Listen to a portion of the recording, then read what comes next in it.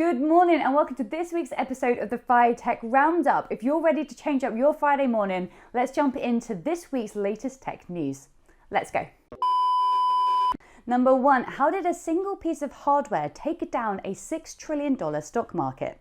That was the question headlining a Bloomberg piece looking at how the world's third largest equity market suffered at the hands of a malfunctioned data device critical to the Tokyo Stock Exchange trading system, as well as failure of an automatic backup. These two failings happened 1 hour before the system, otherwise known as Arrowhead, was due to start processing orders in the equity market valued at $6 trillion. The full-day shutdown that ensued was the longest since the exchange switched to a fully electronic trading system back in 1999. It drew criticism from market participants and authorities and shone a spotlight on a lesser-discussed vulnerability in the world's financial plumbing. Not software or security risk, but rather the danger of one of hundreds of pieces of hardware decides to give up the ghost. Uncover the full story using the link below. Number two, an interesting paper was published this week from McKinsey Digital about the 7 most common misconceptions holding organizations back from moving to cloud as part of their digital transformation. Never has there been a better time for companies to leverage the agility and speed that cloud technology brings, and it was great to see McKinsey echo many of the themes that we in ECS have been helping our customers overcome over the past 2 years. One myth in particular stood out for our team, and that was myth 6, and the effective ways to transition to cloud via business domains. This has been considered a major blocker, especially in the financial sector, and it will be interesting to see if further analysis on this topic will prompt more uptake in this type of transition to help businesses unlock the full range of cloud benefits. You can find out more using the second link below. Number 3, the beloved Microsoft Excel tool has come under scrutiny after failing to report nearly 16,000 coronavirus cases within England. Rather than blaming the third-party contractor, the blame appears to fall on Public Health England. PHE has set up an automatic process to pull together data produced by commercial firms paid to analyse swab tests of the public. This was then moved into Excel templates so that it could then be uploaded to a centralised system and made available to the NHS Test and Trace team, as well as other government computer dashboards.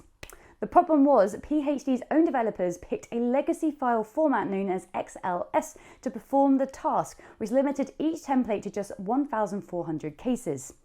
Had they used the superseded version known as XLSX, PHE would have been able to handle 16 times the number of cases, which would have been enough to serve the number of testing levels today, but would still have led to trouble later on when that level of testing began to rise.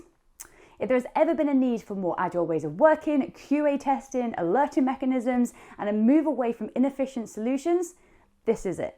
You can read more by using the link in the comments.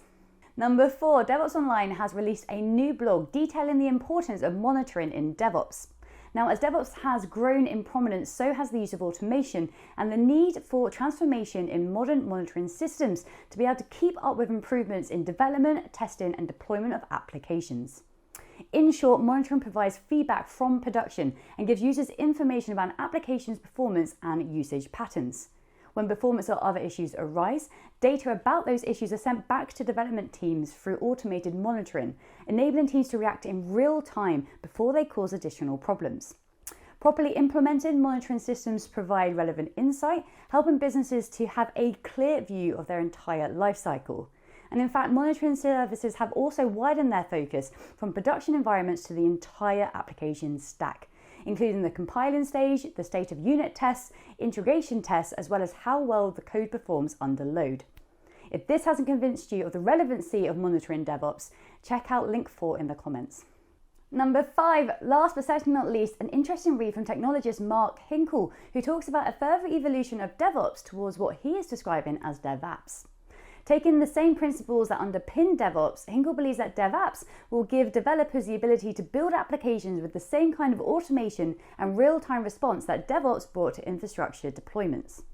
Delving a little deeper into his theory, Hinkle talks about the key design patterns of the cloud-native space being event-driven architecture and believes this, as well as cloud-native technology, to be the foundations for DevApps. But I don't want to give it all away here. If you're interested to learn more about the emerging space of DevApps and its links to cloud, be sure to check out the 5th link in the comments below. You know you've hit the right page because there's a picture of a pizza in the heading.